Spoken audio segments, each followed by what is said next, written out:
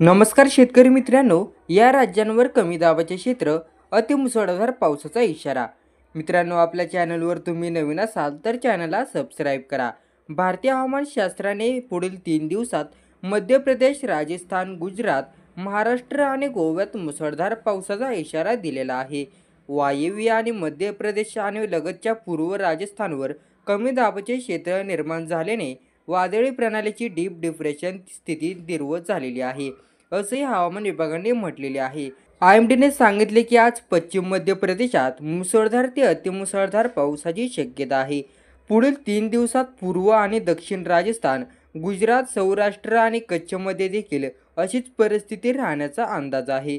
कोकण, गोवा, मध्य महाराष्ट्र, ओडिशा, गंगेच्या पश्चिम बंगाल आणि झारखंडमध्ये पुढील 2 दिवसात मुसळधार ते अत्यंत मुसळधार पाऊस पडण्याची शक्यता ही हवामान विभागाने दिलेली आहे.